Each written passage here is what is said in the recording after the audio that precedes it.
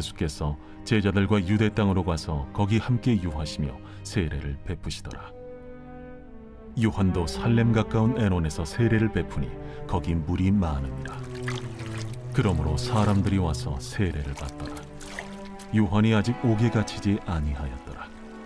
이에 요한의 제자 중에서 한 유대인과 더불어 정결 예식에 대하여 변론이 되었더니 그들이 요한에게 가서 이르되, 랍비여, 선생님과 함께 요단강 저편에 있더니 곧 선생님이 증언하시던 이가 세례를 베풀매 사람이 다 그에게로 가더이다. 만일 하늘에서 주신 바 아니면 사람이 아무것도 받을 수 없느니라. 내가 말한 바 나는 그리스도가 아니요 그의 앞에 보내심을 받은 자라고 한 것을 증언할 자는 너희니라. 신부를 취하는 자는 신랑이나 서서 신랑의 음성을 듣는 친구가 크게 기뻐하나니 나는 이러한 기쁨으로 충만하였노라. 그는 흥하여야 하겠고 나는 쇠하여야 하리라. 위로부터 오시는 이는 만물 위에 계시고 땅에서 난 이는 땅에 속하여 땅에 속한 것을 말하느니라. 하늘로부터 오시는 이는 만물 위에 계시나니 그가 친히 보고 들은 것을 증언하되 그의 증언을 받는 자가 없도다. 그의 증언을 받는 자는 하나님이 참되시다는 것을 인쳤느니라. 하나님이 보내신 이는 하나님의 말씀을 하나니 이는 하나님이 성령을 한량없이 주심이니라.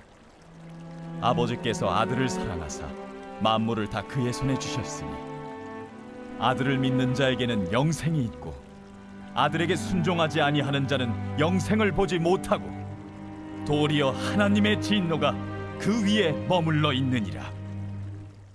묵상으로 아침을 여시는 천안침례교회 여러분을 진심으로 축복합니다. 인간에게는 여러 욕구가 있습니다. 특별히 욕구 중에서도 인정의 욕구가 사회에 만연해 있습니다. SNS에 올라온 것이라면 생각 없이 수용하고 받아들입니다. 먹어봐야 하고 가봐야 하며 누려봐야 합니다. 시대에 뒤떨어지지 않기 위해 트렌드에 민감하게 반응하기 위해 애를 쓰고 노력합니다. 매슬로우는 인간의 욕구를 생리적 욕구, 안전의 욕구, 사회적 욕구, 존경의 욕구, 자아실현의 욕구 이렇게 5가지로 나누었습니다. 사람은 성향이나 취향이 다를 뿐 사회적으로 사랑받고 존경받기를 원하고 바랍니다. 이러한 인간의 욕구는 올바른 방향을 가지면 건강하게 욕구를 실현할 수 있지만 때로는 잘못된 방향을 가진 욕구는 자신뿐 아니라 타인까지도 위험에 처하게 만들기도 합니다. 그렇다면 그리스도인으로서 올바른 욕구 실현을 위해 가져야 할 것은 무엇일까요? 오늘 본문에서는 침례 요한과 예수님의 침례 이야기가 등장합니다. 침례의 의미는 무엇인가요? 우리는 그리스도의 죽음과 부활에 동참하는 믿음의 고백으로 알고 있습니다. 그렇다면 예수님의 죽음과 부활이 있기 이전에 행해지던 침례는 어떤 의미를 가지고 있었을까요? 오늘 본문에서 등장하는 요한이 예수님의 죽음과 부활이 있기 전에 침례를 행했습니다. 요한이 행했던 침례는 예수님을 믿는 믿음의 고백이 아니라 물로 더러운 것을 씻어낸다는 의미를 가졌습니다. 그러니까 더러운 잘못을 씻어내는 회개의 의미를 가지고 있었던 것입니다. 요한이 행했던 침례는 사람들에게 엄청난 인기를 끌었습니다. 그런데 예수님이 나타나셨고 사람들은 예수님의 침례에 열광했습니다. 요한과 예수님께 침례를 받기 위해 사람들이 몰려들었습니다. 그러자 사람들이 논쟁하기 시작했습니다. 예수님의 침례와 요한의 침례 중 어느 것이 더 나은가? 누구의 침례를 받는 것이 더 의미 있는가?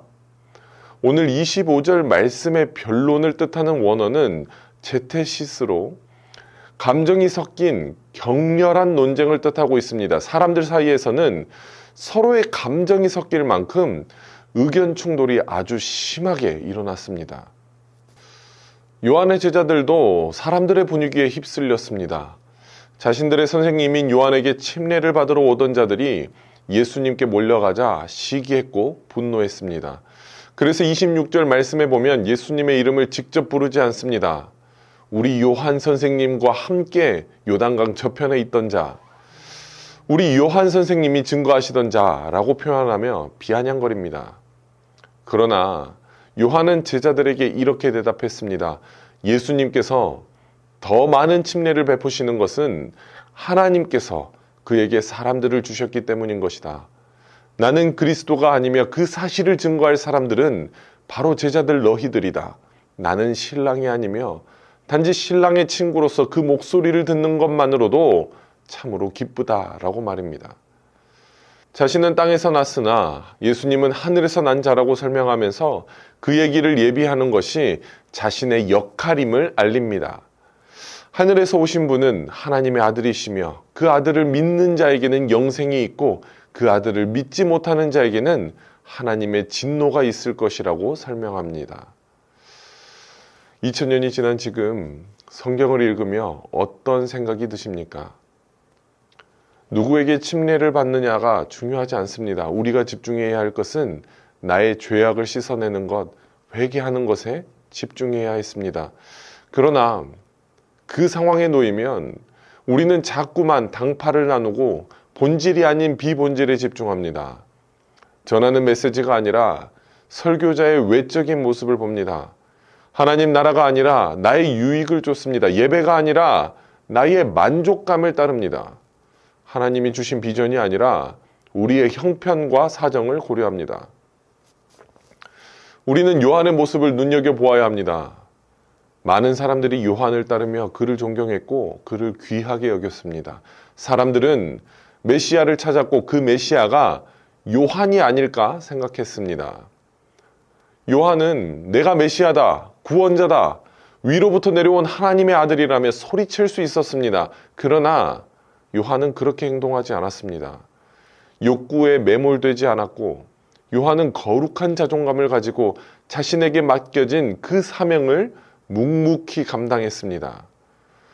요한에게도 욕구는 있었습니다. 그러나 요한은 땅으로부터 만들어진 욕심이 아니라 하늘로부터 만들어진 거룩한 자존감을 실현했습니다. 잘못된 죄의 방향이 아니라 올바른 생명의 방향을 따랐습니다. 그가 택한 욕구는 거룩한 사명의 길이었습니다. 사람을 따르는 것이 아니라 하나님 앞에 정결한 것이 의미 있는 것입니다. 누구에게 침례를 받는 것이 아니라 회개가 의미 있는 것입니다. 예수님이 가시는 그 길을 예비하는 사명을 감당하는 것이 의미 있는 것입니다. 오늘 본문에서 나타난 침례 요한과 같이 욕심을 따르지 않고 거룩한 자존감을 따르며 하나님이 맡기신 사명을 통해 우리의 욕구를 실현하시는 저와 여러분이 되시기를 진심으로 축복합니다. 제가 잠깐 기도하도록 하겠습니다. 하나님, 갈림길에 섰을 때 나는 달콤한 냄새가 나는 길을 선택했습니다. 선택의 순간이 왔을 때 나는 욕심을 따라 움직였습니다. 내 인생에 하나님은 없었고 내 인생은 온갖 욕심으로 가득했음을 고백합니다. 나를 불쌍히 여기시고 용서하여 주옵소서. 헛된 것을 쫓아 살았던 이전의 삶을 주님 앞에 내려놓습니다. 이제는 침례 요한과 같이 거룩한 자존감을 가지고 하나님께서 내게 주신 사명을 통해 나의 욕구를 실현하기를 소망합니다. 예배하는 모든 이에게 절대적인 진리를 따라 가장 복되고 형통한 삶을 따라 살아가게 하옵소서. 살아계신 예수님의 이름으로 기도드렸습니다. 아멘. You unravel me with a melody. You surround me with a song of deliverance from my enemies, till all my fears have gone. I'm no longer a slave to fear. I am a child of God.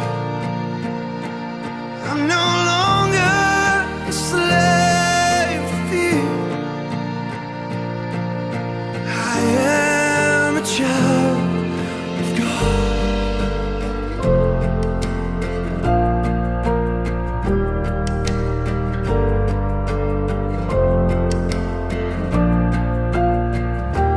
From my